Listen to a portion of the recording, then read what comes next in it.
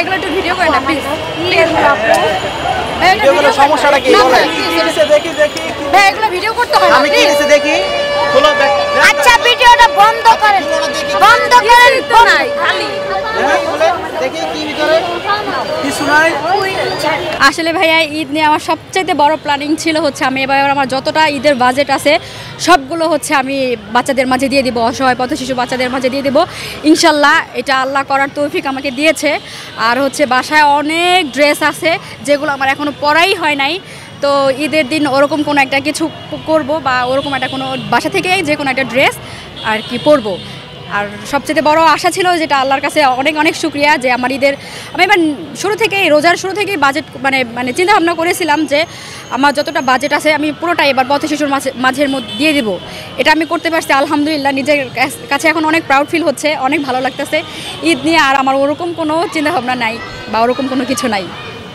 আসলে চাইলেই দেওয়া যায় না, এটা আসলে এক একজনের মানসিকতা। তো আমি আগে অনেক ড্রেস কিনতাম বা অনেক করতাম।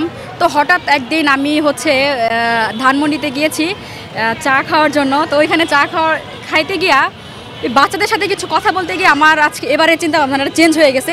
এর জন্য আমি আমার দিক থেকে আমি আমার চিন্তাভাবনাটা চেঞ্জ করেছি। আসলে ভাইয়া আমি মধ্যবিত্ত ফ্যামিলির একজন।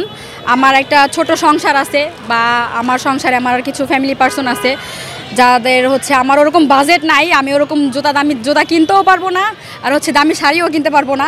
তো আমার যতটুকু বাজেট ছিল আমার আলহামদুলিল্লাহ একটা বাচ্চার 10টা ফ্যামিলির বাচ্চাকে খুশি করার মতো আমি এটা মনে করি বা আমি এটা ফিল করি।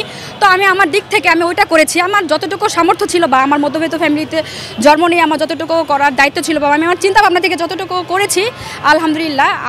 আমার হচ্ছে ওরকম বাজেটও নাই আর আমার ওরকম চিন্তাভাবনাও নাই 1 লাখ টাকার শাড়ি, 50,000 টাকার জুতা বা 36,000 টাকার জুতা, এরকম আমার কোনো বাজেট নাই। কি মনে হচ্ছে যে এই যে লাখ লাখ টাকা দা জুতা না কিনে আসলে সাধারণ মানুষের মাঝে একটু যদি ভাগ করে দেওয়া যায় এটা ভালো হয় কিনা, কি বলবেন যারা এই কাজগুলো করে? অবশ্যই ভাইয়া, এটার মধ্যে যে কি একটা শান্তি আসলে এটা বলে বোঝাইতে পারবো না। যে আমি এবার ঈদে আমি সব থেকে বেশি খুশি এবার ঈদে আমি, বিকজ হচ্ছে আমি ওই বাচ্চাদের পাশে দাঁড়াইতে পারছি। ওরা আমাকে বারবারই বলতেছিল আপু আমাকে একটা ড্রেস কিনে দাও, আপু আমাকে একটা ড্রেস কিনে দাও।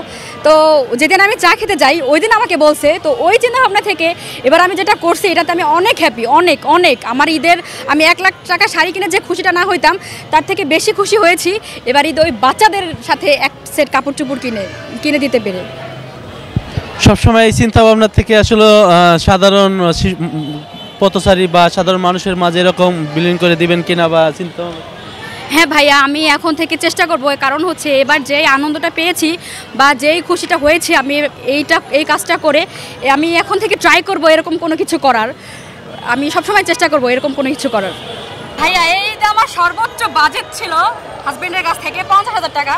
তো আমার 1 লাখ টাকার শাড়ি কিনে বা হচ্ছে আমি আপনাকে শুরুতেই বলেছি 1 লাখ টাকার শাড়ি কিনে বা 50,000 টাকা দিয়ে জুতা কিনে আমি যে শান্তিটা না পেয়েছি এবার ওই বাচ্চাদের মাঝে থেকে ওদের সাথে 1 কাপ চা খেয়ে ইভেন হচ্ছে ওদের সাথে একটা ড্রেস শেয়ার করে আমি যেই আনন্দটা পেয়ে যে শান্তিটা পেয়েছি আমি ট্রাই করবো যে সবসময় এই শান্তিটার মধ্যে থাকা বা এই ফিলটা নেওয়ার জন্য। আমি এবার অনেক শান্তি পেয়েছি, অনেক অনেক। আমি এবার বললামই তো আমার বাজেট খুবই সীমিত ছিল, কারণ হচ্ছে দেশের পরিস্থিতি ভালো না, কারো এভাবে ওরকম ইনকাম সোর্সও নাই। তো আমার যতটুকু ছিল আমি ওইভাবে কিছুই কিনতে পারি নাই, আর কিনতে চাইও না। আর হচ্ছে বাচ্চাদের সাথে থেকে যে আনন্দটা পেয়েছি এটা কেনার থেকে সবথেকে বেশি বড় আনন্দের।